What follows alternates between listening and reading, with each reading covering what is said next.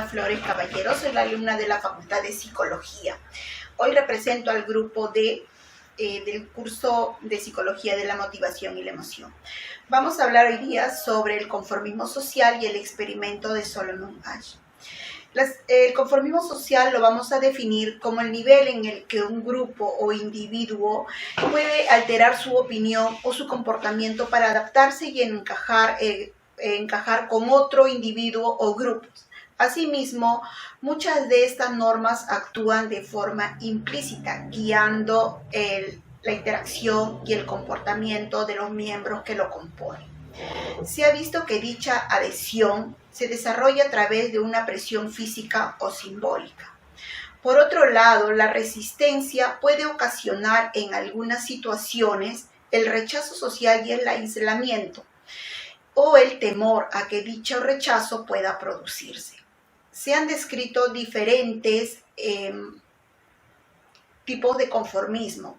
Una de las clasificaciones más conocidas es la realizada por Herbert Kellman, que indica la presencia de tres modalidades distintas: la modalidad del cumplimiento, la identificación y la internalización. ¿Qué significa la del cumplimiento? Es cuando la persona comparte la opinión del grupo, pero mantiene la suya en forma privada. La modalidad de identificación, el individuo comparte la opinión del grupo mientras está con el grupo. Y la de la internalización es cuando el individuo mantiene la opinión del grupo aún después de abandonar el grupo. Ahora vamos a hablar sobre el experimento de Solomon Asch.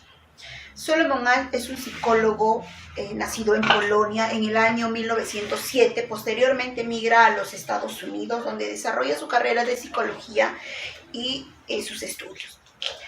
En este experimento, Solomon Asch junta a un grupo de 7 a 9 personas y les mostraba imágenes y les indicaba que tenían que responder cuál de estas líneas era igual al modelo. Solomon Asch les dijo que el análisis era para evaluar la percepción visual, pero en realidad no era así. Lo que quería estudiar era la conformidad. Lo que Solomon Asch quería analizar era la presión social en las personas. De todas las personas que se encontraban en el grupo, excepto uno al que llamaremos sujeto experimental, todos estaban infiltrados y estaban confabulados con el psicólogo Asch para dar respuestas incorrectas la mayor parte del tiempo. El sujeto experimento era el único que no estaba infiltrado y tenía que dar respuestas después de escuchar las respuestas incorrectas del grupo. Entonces, el experimento de Asch mostraba cartulinas que la mostraba una tras otra y les preguntaba al grupo cuál de estas tres líneas era igual o tenía la longitud similar a la primera. Entonces, uno a uno iban dando sus respuestas.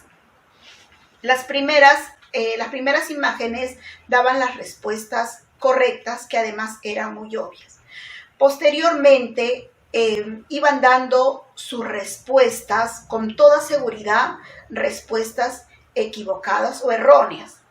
¿Y qué es lo que pasaba con el sujeto experimental? Al principio, Solomon Asch creía que el sujeto se resistiría, pero realmente los resultados lo sorprendieron. Se dio cuenta que un número elevado de los sujetos experimentales daban sus respuestas incorrectas igual al grupo, aún sabiendo que estas respuestas eran erróneas. Las personas se dejaban llevar por la presión del grupo. Esto ocurrió en un 37%. Al final del experimento se dio cuenta que 3 de cada 4 individuos experimentales se dejaban llevar por la presión del grupo. Al terminar el experimento, le preguntaban a las personas por qué daban esas respuestas y las personas respondieron que sí sabían que las respuestas que daba el grupo estaban equivocadas, pero no decían nada por temor a contradecirlas o a ser ridiculizado por pensar diferente. Entonces, Solomon Asch hizo una modificación al experimento. Le pidió a uno de los infiltrados que diera la respuesta correcta. ¿Y qué era para romper la unanimidad del grupo? ¿Y qué era lo que pasaba?